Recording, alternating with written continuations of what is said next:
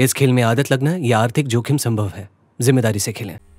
दोस्तों, एक और भारत में टाटा आईपीएल चल रहा है तो दूसरी तरफ मैच के दौरान ओवर्स के बीच के गैप में ड्रीम 11 की एड, जिसे देखकर एम्प्लॉय से लेके बॉस तक और स्टूडेंट से लेके टीचर तक हर कोई ड्रीम 11 पर अपनी अपनी टीम बनाने में व्यस्त है, क्योंकि हर कोई इस बात को अच्छी तरह से जानता है कि जीतने वाले को हजारों नहीं, लाखों नहीं, बल्कि करोड़ों में अमाउंट मिलेगा। और भारत में भला कैसे कोई इस तरह की गोल्डन अपॉर्चुनिटी को मिस कर सकता है। साल 2008 में शुरू हुए इस फैंटेसी प्लेटफॉर्म को 2012 तक किसी भी बड़ी कंपनी से फंडिंग तक नहीं मिली और आज वो समय है जब टेंसेंट जैसी बड़ी बड़ी कंपनीज इसमें मिलियन डॉलर्स इन्वेस्ट कर रही हैं। दोस्तों, आपको जानकर हैरानी होगी कि साल 2012 तक ड्रीम 11 के सिर्फ 1 लाख यूजर्स थे, जो 2018 में बढ़कर 50 लाख हुए और आज वो समय है जब ड्रीम 11 के 16 करोड़ से भी ज्यादा यूजर्स हैं। एक समय था जब ड्रीम 11 को कोई जानता तक नहीं था। मैं क्या, नमस्ते अंकल जी, पहचानिया। और आज धोनी जैसे बड़े बड़े क्रिकेटर्स और आमिर खान जैसे सितारे इसकी एड्स में दिखते हैं। आज फैंटेसी गेमिंग स्पोर्ट्स में 75% मार्केट पर ड्रीम 11 का कब्जा है, जो इसे भारत का नंबर 1 फैंटेसी गेमिंग प्लेटफॉर्म बनाता है। लेकिन दोस्तों, जरा रुकिए और मेरी इस बात को ध्यान से सुनिए। क्या आप जानते हैं कि किस तरह ये फैंटेसी कंपनीज अपने प्रॉफिट के लिए यूथ को पैसे का झांसा देकर गुमराह कर रही हैं?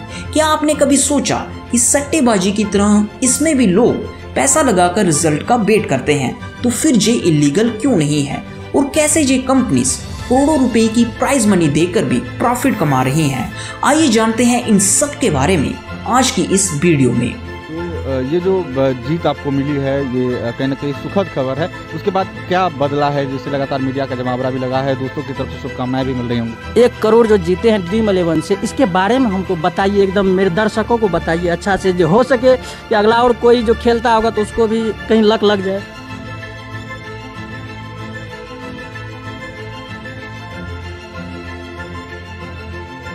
लेकिन देश में ऑनलाइन गेम्स के नाम पर सट्टा खिलाने वाली विदेशी कंपनियां चोरी छिपे घुस चुकी हैं।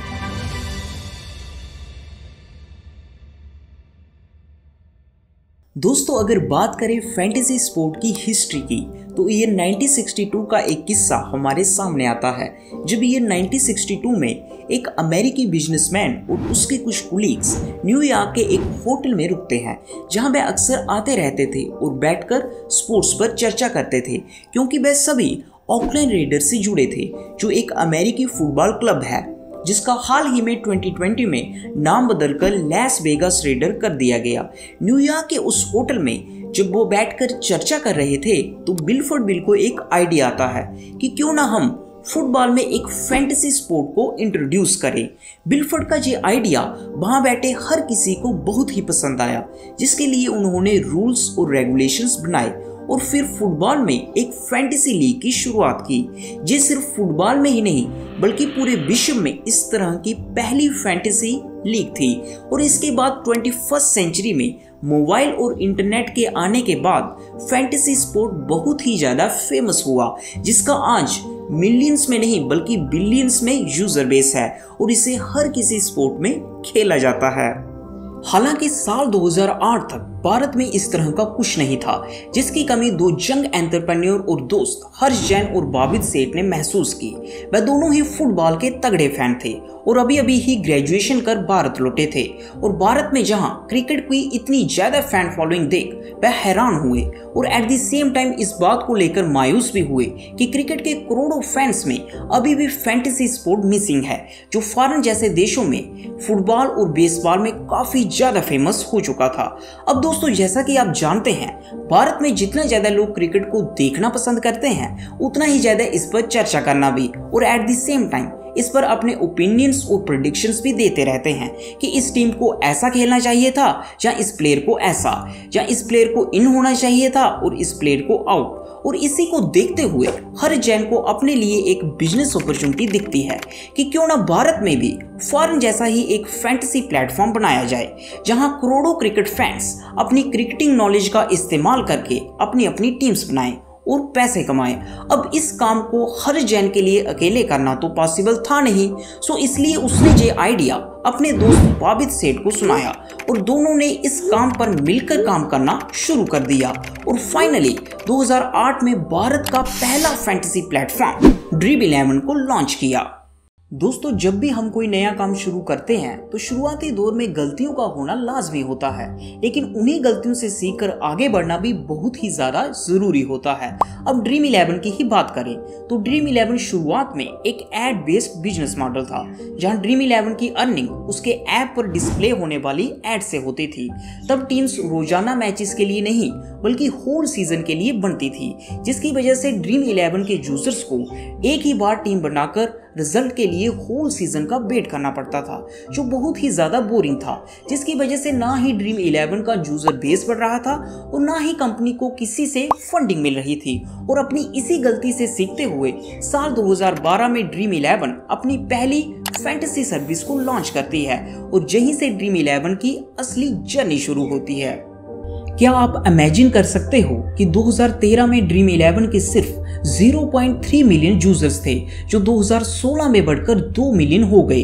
दोस्तों, जैसा कि आप जानते हैं, जहां चाह होती है वहां राह भी होती है। जरा याद कीजिए दोस्तों, जब 2016 में जियो 4G पूरे भारत में लॉन्च होता है, जिसकी वजह से भारत के कोने कोने तक जियो की इंटरनेट सर्विस पहुंच जाती है। जिसके पास स्मार्टफोन नहीं था वो भी स्मार्टफोन खरीदने लगता है ताकि वो जियो की फ्री इंटरनेट सर्विस का इस्तेमाल कर सके, जिसकी वजह से भारत में इंटरनेट यूजर की संख्या में बिजली की तरह बढ़ोतरी होती है, जिसका सीधा फायदा ऑनलाइन फैंटेसी प्लेटफॉर्म ड्रीम11 को होता है, जिसका यूजर बेस 2018 में 2 मिलियन से बढ़कर 45 मिलियन तक पहुंच जाता है। और उसी साल ड्रीम11 MS धोनी को अपना ब्रांड एम्बेसडर बनाती है, जिसकी वजह से लोगों में ड्रीम11 के लिए भरोसा तो बढ़ता ही है, बल्कि इसकी पॉपुलैरिटी में 4 चांद लग जाते हैं।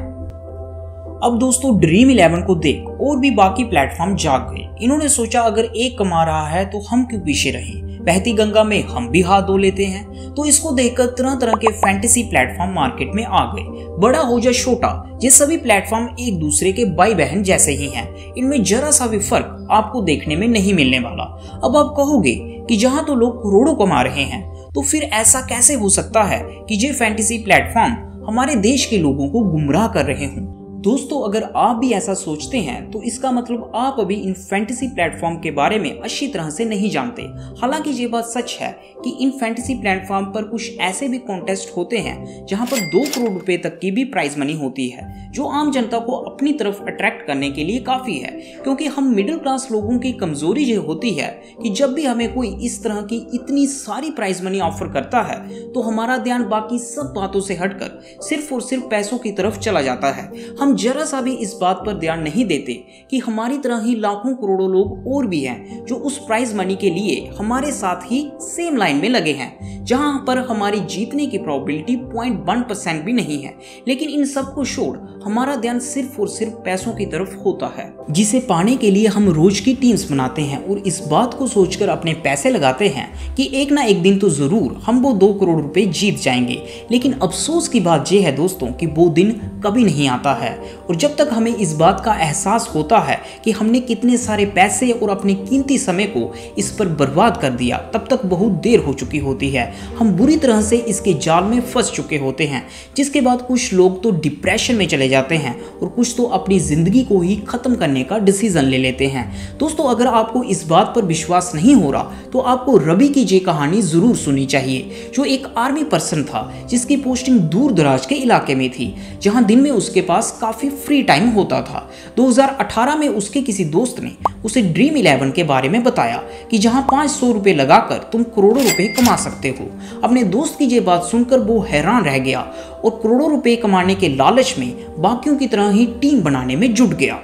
शुरुआत में जब वो कुछ पैसे जीतता तो और जीतने के लालच में फिर से टीम बनाता, और जब वो कुछ पैसे हार जाता तो उनको रिकवर करने के लिए एक बार फिर से टीम बनाता। जिस दिन कोई भी क्रिकेट मैच नहीं होता तो अन्य किसी स्पोर्ट में टीम बना लेता, जिसकी उसको जानकारी तक नहीं होती, क्योंकि अब वो टीम बनाए बिना नहीं रह सकता था। उसको इसकी एडिक्शन हो चुकी थी, और यही इन फैंटेसी प्लेटफॉर्म का असली ट्रैप होता है, जिसमें जो एक बार फंस गया तो आसानी से निकल नहीं सकता। 50-100 से शुरू हुआ ये सिलसिला हजारों और फिर लाखों में चला गया। करोड़ों जीतने के लालच में रवि ने अपनी सारी सेविंग को खत्म कर दिया और इतना ही नहीं 35 लाख रुपए के कर्ज में भी डूब गया। अब वो उदास रहने लगा और डिप्रेशन में चला गया और एक दिन अकेले ही रेलवे स्टेशन की ओर निकल पड़ता है। जब उसके साथी झुंड के लोगों को इस बात का पता चलता है तो वह तुरंत जाकर उसको वहां से रेस्क्यू करते हैं और बेंगलोर के किसी क्लिनिक में एडमिट करते हैं। ट्रीटमेंट के दौरान उसको उसके मोबाइल फोन से दूर रखा गया और तब जाकर उसकी हालत में थोड़ा बहुत सुधार आया। इसी की तरह बैंक के नाम के 24 साल के एक शख्स का ट्विटर पर ट्वीट आता है कि ड्रीम 11 की वजह से वो लाखों के कर्ज में डूब गया, जिसकी वजह से उसका करियर, उसकी लाइफ और उसकी पूरी फैमिली रिस्क पर है।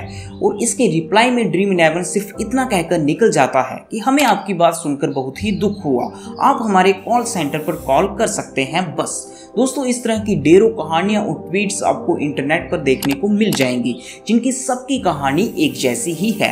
एम्स में क्लिनिकल साइकोलॉजी की प्रोफेसर डॉक्टर रंजना बारवा का कहना है कि जब से इंडिया में ये फैंटेसी प्लेटफॉर्म आए हैं तब से इनसे जुड़े डिप्रेशन के केसेस में भारी बढ़ोतरी हुई है। और वहीं बेंगलोर में service for healthy use of technology के संस्थान में डॉक्टर मनोज सिन्हा का कहना है कि पिछले 3 सालों में इस तरह के केसेस में 3 गुना की रफ्तार में बढ़ोतरी हुई है।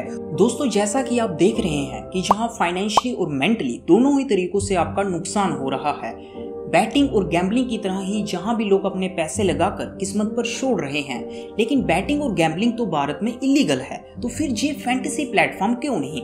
आखिर इन पर अभी तक बैन क्यों नहीं लगा?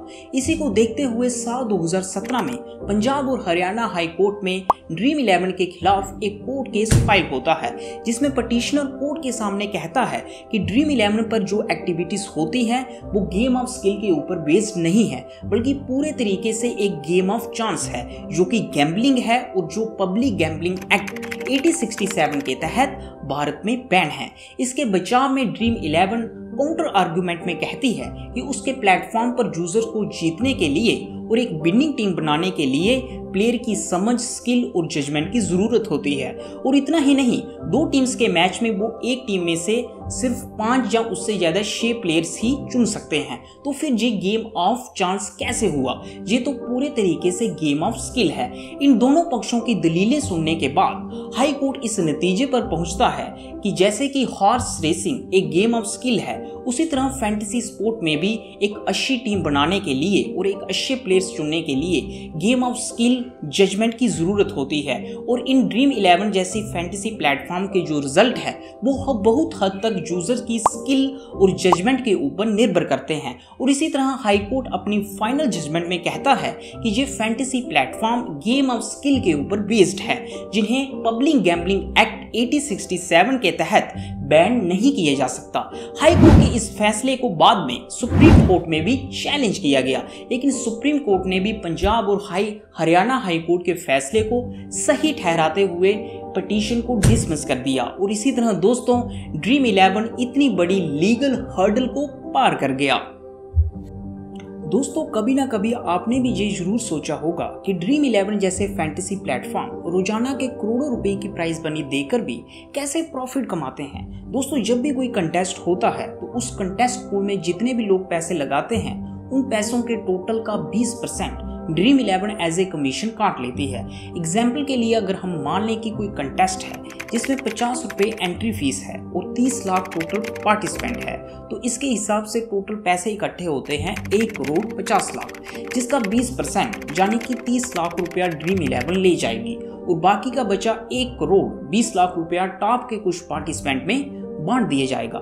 इसके हिसाब से दोस्तों, अगर आप हारें चाहे आप जीतें, ड्रीम 11 हमेशा अपना 20% काट लेगी और हमेशा प्रॉफिट में रहेगी। दोस्तों, इसी तरह आज की इस वीडियो में हमने देखा कि कैसे ये ऑनलाइन गेमिंग प्लेटफॉर्म अपनी स्ट्रेटेजी का इस्तेमाल करते हैं प्रॉफिट को कमाने के लिए और हमारे जैसे लोगों को एडिक्ट करने के लिए फैंटेसी गेमिंग की ओर। उम्मीद करता हूं दोस्तों आपको आज का ये वीडियो अच्छा लगा होगा, इंफॉर्मेटिव लगा होगा और इंटरेस्टिंग लगा होगा। इसी तरह की इंटरेस्टिंग और इंफॉर्मेटिव वीडियोस को देखने के लिए हमारे चैनल को अभी से सब्सक्राइब कर लें और बेल आइकन को प्रेस कर लें। मिलते हैं दोस्तों इसी तरह की एक और इंफॉर्मेटिव वीडियो के साथ। तब तक के लिए धन्यवाद।